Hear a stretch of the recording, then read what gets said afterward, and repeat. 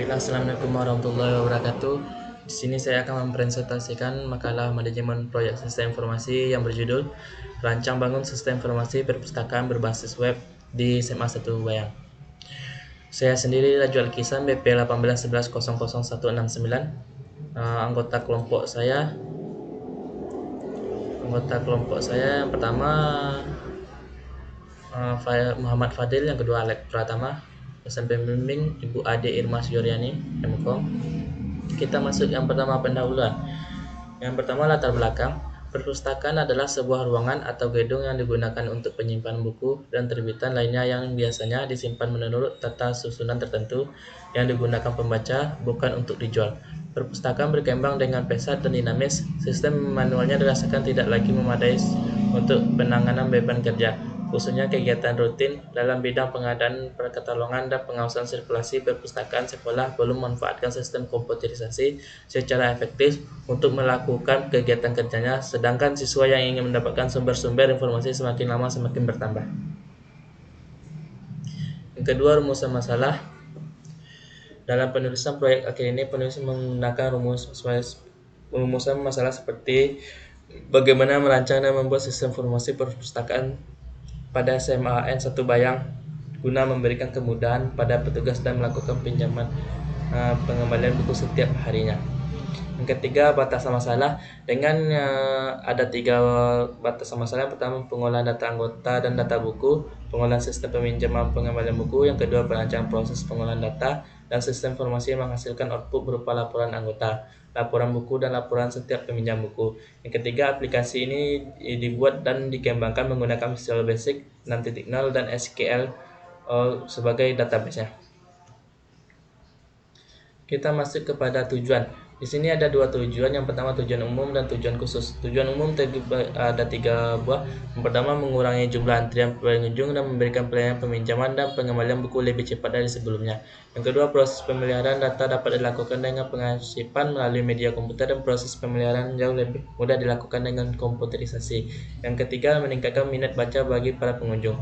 Yang kedua, tujuan khusus, memberikan pelayanan peminjaman dan pengembalian buku lebih cepat dari sebelumnya. Yang kedua, proses pemeliharaan data dapat dilakukan dengan pengarsipan melalui media komputer dan proses pemeliharaannya jauh lebih mudah jika dilakukan dengan komputerisasi. Kita masuk ke kegunaan. Di sini ada 3 kegunaan. Yang pertama, bagi siswa dengan perpustakaan digital, yaitu menghemat waktu, menghemat tenaga, menghemat tempat, menghemat biaya, memperoleh informasi yang paling baru dengan cepat, mempermudah akses informasi dari berbagai sumber, dan memberikan solusi secara mudah untuk memindahkan, mengubah bentuk informasi untuk berbagai kepentingan. Yang kedua, bagi pengurus perpustakaan, sistem ini akan membantu dalam mengelola data siswa atau yang melakukan penggunaan sistem perpustakaan, memberikan akses mutlak ke informasi kepada pengurus. Kemudian data yang disetujui tidak dapat dirubah kecuali diajukan penghapusan lebih dahulu untuk disetujui oleh pihak kedua. Yang ketiga, bagi perpustakaan, memajukan minat baca bagi para siswa dan dalam dunia pendidikan dan mensejahterakan perpustakaan agar tidak dilupakan. Kita masuk kepada cangkupan. Di sini ada 3 cangkupan. Yang pertama, fungsi sistem. Sistem dapat menampilkan formulir sesuai dengan desain yang memberikan fungsi sesuai rancangan. Pada saat pengujian pertama, diharapkan seluruh fungsi sistem dapat berjalan dengan baik dengan penyesuaian minimal. Yang kedua, pengumpulan data. Sistem harus dapat menyimpan semua data yang diberikan pengguna pada kolom yang telah ditentukan dalam database secara wajar dan sesuai harapan. Pada saat pengujian pertama, diharapkan akan terkumpul data banyak jumlah siswa maupun mahasiswa pada bulan berjalan. Yang ketiga, ekspor data. Sistem harus dapat mengeluarkan file hasil pendaftaran siswa maupun mahasiswa. Jangan pada saat pengujian pertama, diharapkan agar file hasil ekspor dapat dibaca dengan baik oleh sistem. Di sini kita masuk ke metode. Di sini penelitian menggunakan metode pengembangan aplikasi. Yang digunakan adalah metode prototype. Adalah implementasi bagian dari produk software yang secara tipikal fungsinya dibatasi, reliabilitas rendah, tampilannya miskin, dan kurang ketika. Prototype sharing dikembang secara cepat dalam bahasa tingkat tinggi atau dalam bahasa prototype tertentu, tanpa memperlihatkan kebenaran dalam ketanggapan dan sebagainya. Pada pengembangan aplikasi ini, jenis prototype yang digunakan adalah prototype evolusioner. Prototype ini harus terus-menerus disempurnakan sebagai memenuhi seluruh fungsionalitas digunakan pengguna. Kita masuk ke teknik moderating dan evaluasi. Moderating dan evaluasi akan dilakukan dengan cara pengamatan langsung pada penggunaan perpustakaan di Padang dan survei database. Monitoring akan dilakukan pada beberapa awal implementasi. Yang kedua, indikator dan alat ukur seperti dijabarkan pada poin-poin sebelumnya. Manfaat dan aspek monitoring dan evaluasi harus dapat berukur sesuai dengan rancangan awal untuk mendapat hasil monitoring dan evaluasi yang realistis. Yang ketiga, sumber data. Di sini ada dua sumber data. Yang pertama, data primer dan data sekunder. Data primer yang diperoleh secara langsung di sumber data atau objek penelitian. Data sekunder yang dimaksud adalah data yang tidak diperoleh langsung dari objek penelitian. Data sekunder ini meliputi sejarah berdirinya perpustakaan dan atau sekolah. Yang keempat, teknik pengumpulan data di sini terbagi menjadi dua. Yang pertama, wawancara. Yang kedua, survei.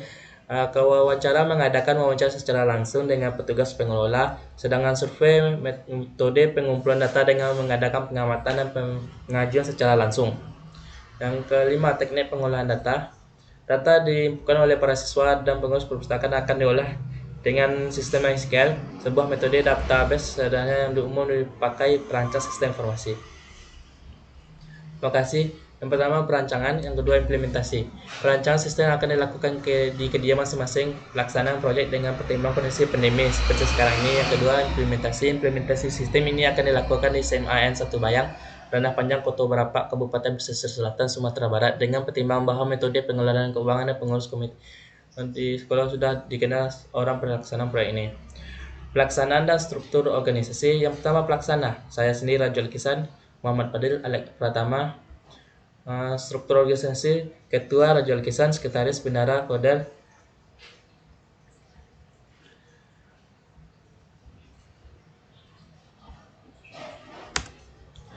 Pelapor dan diseminasi.